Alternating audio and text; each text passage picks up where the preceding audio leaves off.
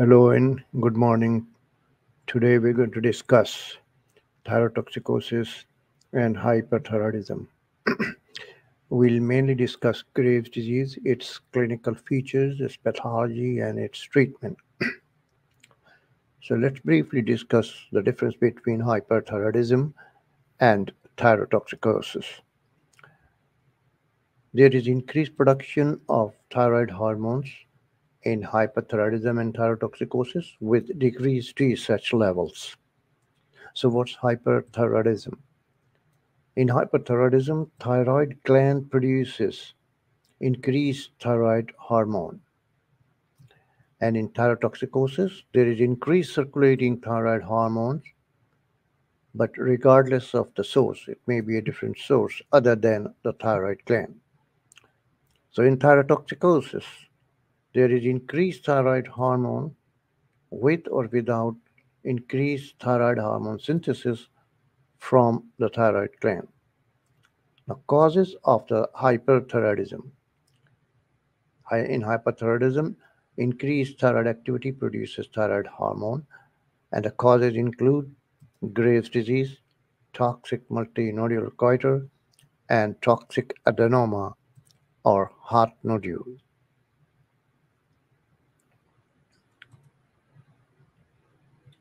This is causes of hyperthyroidism. Now, thyrotoxicosis. Thyrotoxicosis with hyperthyroidism. This include all the above causes of hyperthyroidism, the Graves' disease, toxic multinodular goiter, toxic adenoma, and also dominant TSH receptor stimulation.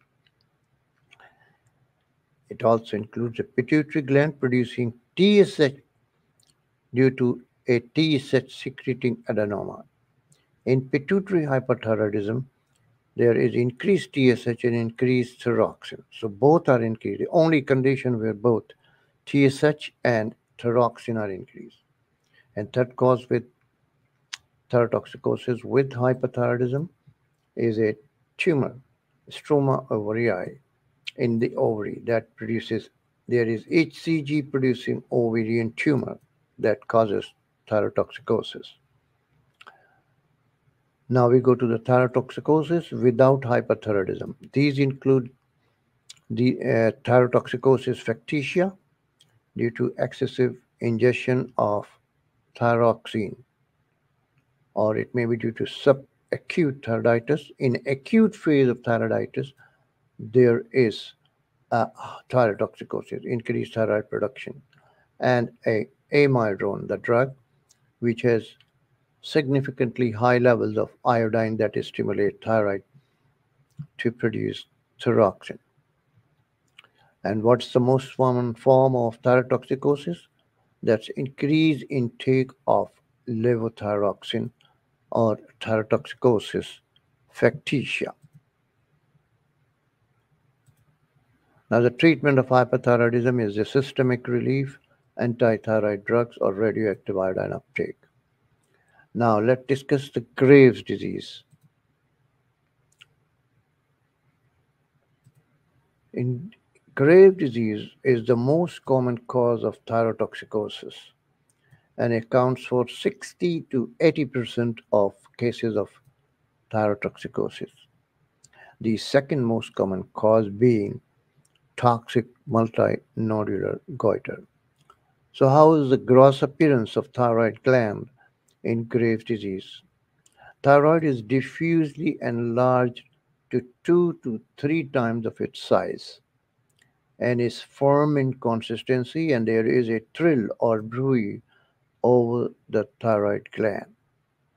Microscopically, there is follicular hyperplasia and cell scalloping because of the colloid reabsorption, because of the hyperactivity or overactivity. Colloid is used excessively, so colloid gets reduced in amount and cell collapse.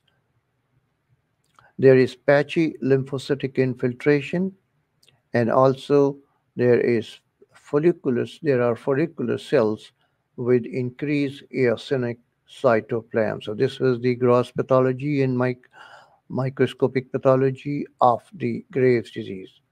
Now, autoimmunity. The autoimmune causes the autoimmunity, the TSI antibodies activate the TSH receptor. The TSI stimulatory immunoglobulin antibodies that attach to the TSH receptors and activate it to produce increased thyroid hormone. Now, pathogenesis of the Graves' disease. It may be increased iodine, autoimmune, may antibodies, TPO antibodies, or TSI antibodies I just mentioned. Genetic causes of the Graves' disease is twins. Monozygotic twin concordance rate is 20 to 30%, and in dizygotic twins, the concordance rate for the Graves' disease is less than 5%. So much more in monozygotic twin, but not that much in the dizygotic twin. Polymorphism may also cause it. HLA-DR and CTLA4 are also involved in that. Stress also causes Graves' disease, and in the postmortem period, 3 to 6 months after parturition, it may cause Graves' disease, and there is a threefold increase in the Graves' disease in postpartum period compared to the normal women. Now we go to the in the increase in iodine. Increased iodine, excessive iodine may precipitate hyperthyroidism. It may also cause hypothyroidism. If you see the Wolff-Chaikoff effect, autoregulation by low iodine intake stimulates the sodium iodide sympathers that traps the iodine and inhibit it also, that traps the iodine. And excessive intake of iodine also causes uh, thyrotoxicosis or hyperthyroidism. I already explained in amongst the autoimmune causes, TPO antibodies occur in 80% of cases. And TSI antibodies, they attach to the TSH receptor, stimulate, causing increased thyroxine.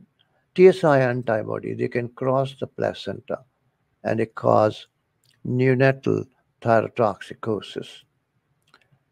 And then we have, let me check, what did I miss? Postpartum. Smoking is a minor risk factor. What's apathetic thyrotoxicosis? Apathetic thyrotoxicosis occurs in elderly and is may be mistaken for depression, and the symptoms are masked and subtle, and there may be only features may be fatigue and weight loss. Now, clinical features of the Graves' disease. It may be increased metabolic activity, increased metabolic rate, increased nitrogen excretion, increased catabolism, and weight loss. Increased metabolic activity also causes myopathy, especially proximal myopathy. So, muscle damage causing hypercalcemia, hypercalciuria, and hyperuricemia, and increased urinary excretion of uric acid.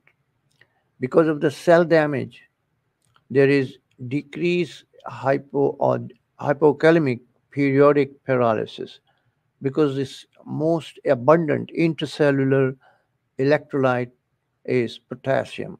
So when cell damage potassium is lost, it causes hypokalemic periodic paralysis. And because of the muscle damage, there is hypercalcemia, bone loss from the bone. Calcium loss from the bone causes osteopenia. So bone resorption causing osteopenia. In the cardiovascular system, most common feature is a sinus tachycardia, but the most dangerous is atrial fibrillation that forms a mural thrombus. I'll discuss mural thrombus in a moment. So that mural thrombus may cause a stroke, and the drugs to prevent it are comedine group warfarin. Access for warfarin toxicity, the antidote is vitamin K and protamine sulfase and also the surface substances like fresh frozen plasma. And in the CN, in the nervous system, it causes hyperactivity, hyperreflexia, nervousness, irritability, and fine tremors. Right. So, what's the treatment of this tremulousness and sweating? The treatment for the tremulousness is sympathectomy because thyroid increases the activity of the sympathetic substances, or it may be treated with beta blockers or propranolol. Okay, as I told, tachycardia is most common rhythm disturbance, but most dangerous is atrial fibrillation. Also, there is bounding pulse, wide pulse pressure, and high cardiac output. So what happens in hyperthyroidism that it causes hypercoagulable states, which may cause deep vein thrombosis of the upper extremity. So deep vein thrombosis of the upper extremity may be life-threatening. So these are the arteries which have the result of atrial fibrillation, that is thrombus or microembolisms or thromboembolisms, also in the heart. So the atrial fibrillation that causes the formation of a mural thrombus that causes a stroke. So what's the mural thrombus? Is a blood clot attached to the arterial wall or a cavity, can decrease the blood flow to that part and completely cut off the blood supply that leads to the tissue damage. So 35% of the patient with atrial fibrillation have a stroke, so a high number. 35% with atrial fibrillation have a stroke. There is thromboembolism. And in a small blood vessel, atrial fibrillation increases the risk of a stroke by five-fold. Now, treatment of this atrial fibrillation is Coumadin group of warfarin for anticoagulation in atrial fibrillation. And on warfarin, the INR therapeutic level is 2 to 3, and it should be given for at least for 3 months. The antidote for warfarin is vitamin K, fresh frozen plasma, prothrombin, recombinant factor, or protamine sulfase. So the normal INR is 1.1, and the uh, therapeutic range for patient on warfarin is 2 to 3. But at an INR of 4.9, it causes bleeding. Normal prothrombin time is 10 to 14 seconds. So INR is the ratio of prothrombin time of the patient divided by the normal prothrombin time. The normal prothrombin time being 10 to 14 seconds. Now, the other causes, other clinical features are palmar erythema, onycholysis, and increased blood sugar. Why increased blood sugar? Because of increased carbohydrate absorption from GIT, and also because of increased epinephrine sympathetic activity, cyclic AMP increase that causes glycogenolysis, that causes hyperglycemia. But glycogenolysis causes depletion of glycogen in the liver. Glycogen is protected to liver, so it causes liver damage, decrease in glycogen in the liver. Also, there is impaired sexual function, impotency, amenorrhea, oligomenorrhea, menorrhagia, and gynecomastia as well. And also, it may have thyroid dermopathy. Thyroid dermopathy occurs in 5% of patients with ophthalmopathy. And what's the most frequent site of thyroid dermopathy is the lower leg, but it may involve whole lower leg. And the typical lesion is a non-inflamed indurated plaque, non-inflamed indurated plaque, and it makes the skin orange in appearance. Laboratory evaluation. A normal TSH excludes the Graves' disease. Only one test. TSH if normal, then it excludes out the Graves' disease, right? And otherwise, in Graves' disease, the other findings are free T4, T3 increase and TSH decrease, and there are TSI antibodies and TPO antibodies are also present. Let's see.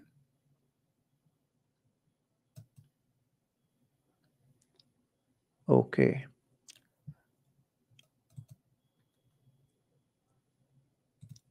Now, and then we have to see all these investigation laboratory features.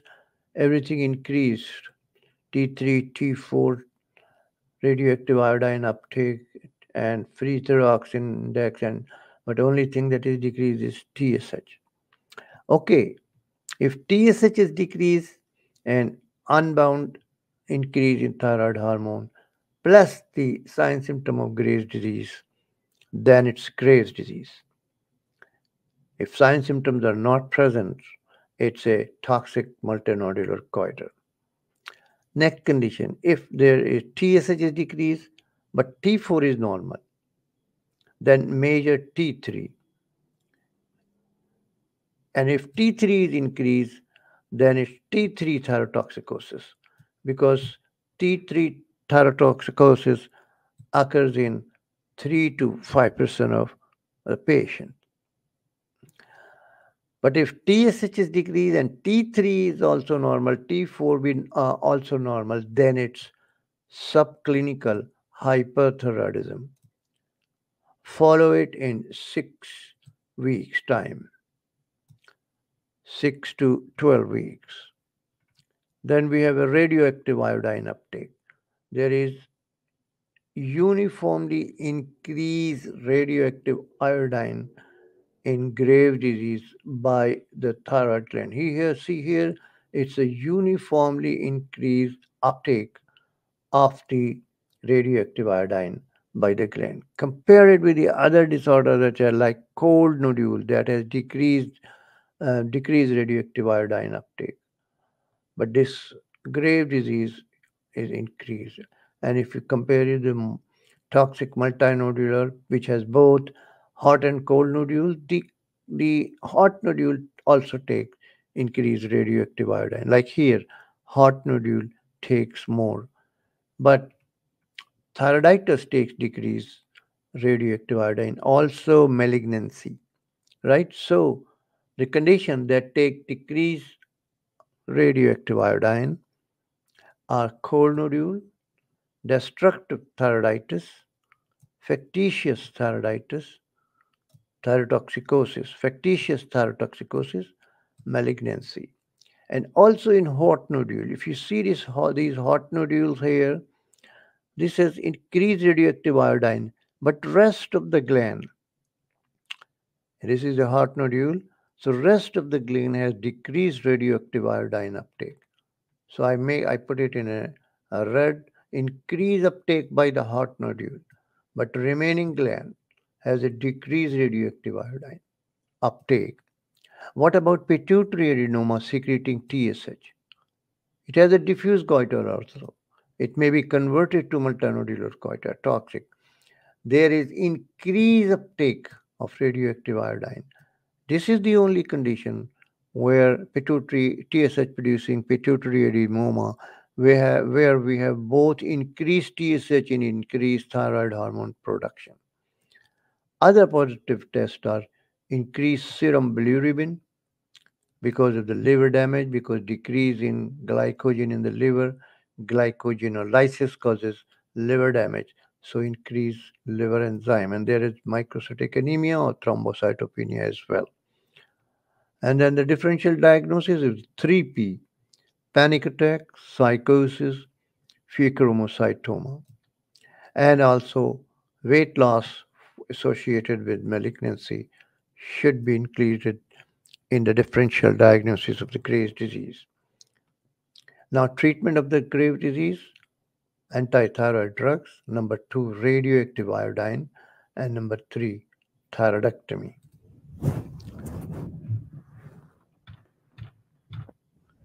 Now, amongst the antithyroid drugs, we have two groups, thiazolamides and thiocyanate. Thiocyanate inhibit the sodium iodide symporters, and they are toxic to the tissues, and they decrease the iodine trapping, and so they are taken off the market because of the toxicity. The antidote is sodium. The example of this is sodium nitroprusside, and treatment for the toxicity of sodium nitroprusside or thiocyanate is sodium nitrite. The other group, thioramide, includes propylthiouracil, carbimazole, and methimazole. Methimazole is a metabolite of carbimazole. The propylthiouracil, what does it do? It decreases the thyroid hormone synthesis. It decreases the deiodination of T4 to T3 because T4 is converted to T3 by deiodination, and T3 is the physiologically active form. So there is decreased deiodination, so T4 is not converted to T3. It's also used prior to the radioactive iodine treatment. Now, thyroid function test. When do we do thyroid function test? When the patient on antithyroid drug every month, 3 to 4 weeks. And when does the patient become euthyroid? In 2 months. And when a maximum remission rates are achieved in 2 years. So thyroid function test done every month, and patient become euthyroid in 2 months, and high maximum remission occur in 2 years. So 1 month, every month, thyroid function test, euthyroid in 2 months, and maximum remission in 2 years. And does TSH provide sensitive index? No, because it's suppressed. So it doesn't provide a sensitive index for the uh, therapy, to monitor the therapy. Why these drugs may be given with L-thyroxine may be added to antithyroid drugs because they may cause hypothyroidism. So to prevent the drug-induced hypothyroidism, L-thyroxine may be added to antithyroid drugs. How many patients develop hypothyroidism after treatment? They develop 15% of the patient in 10 to 15 years. 10% in 10 years, they may develop hypothyroidism. And what are the side effects of antithyroid drugs? It may be a major side effect or minor side effects.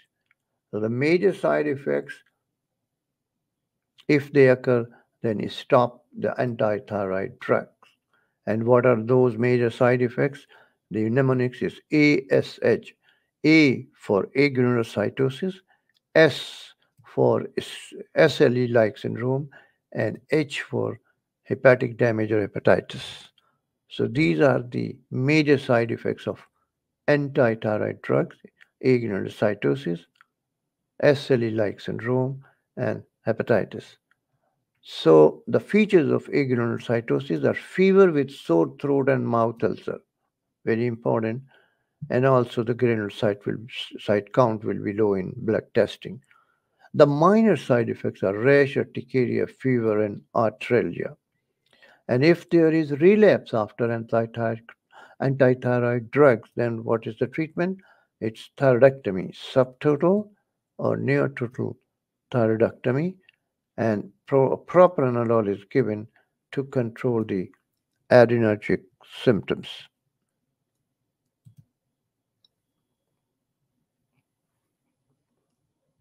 And then we go to the radioiodine treatment. Radioiodine treatment. Hang on a second.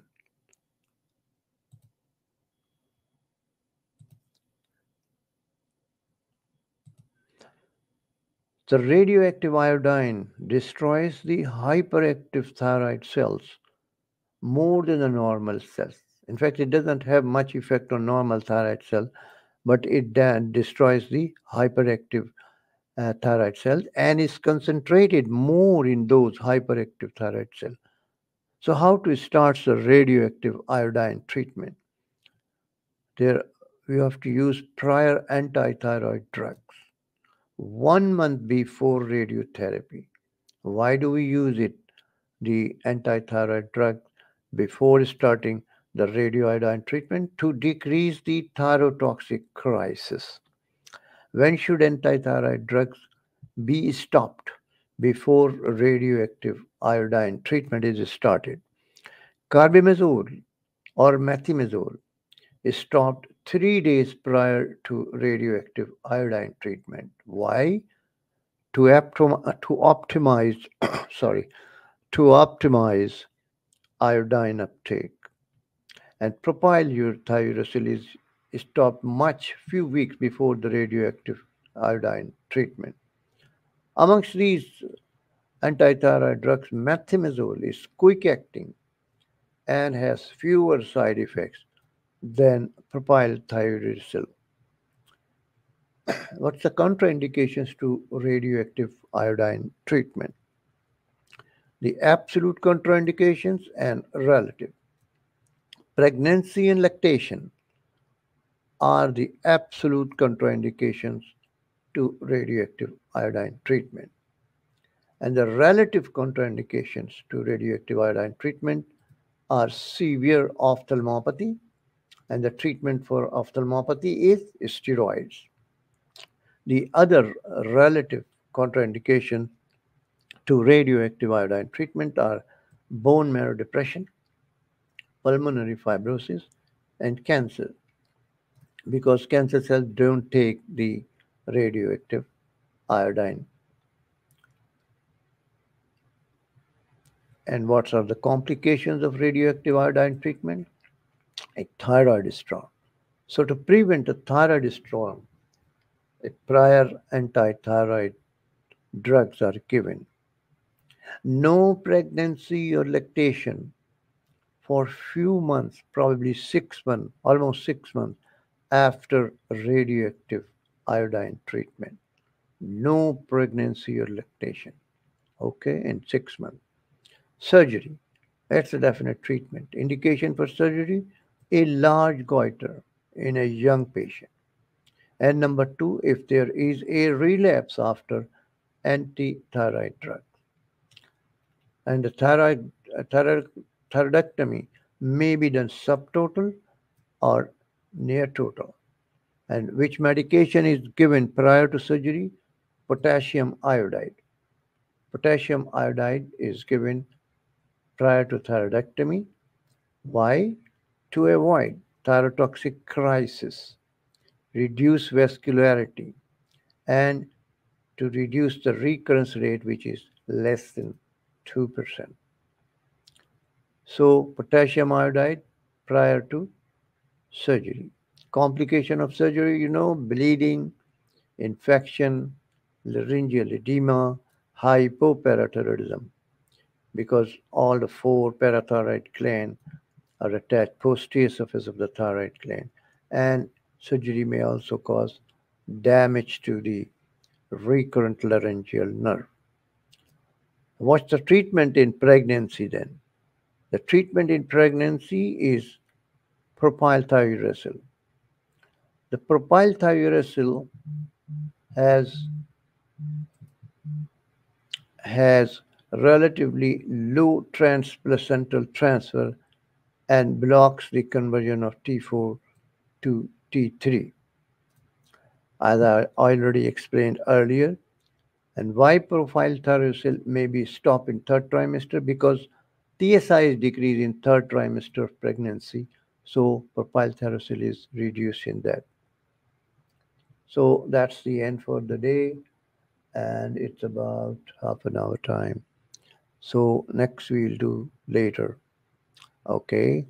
So far, right now, it's over. Thank you and bye.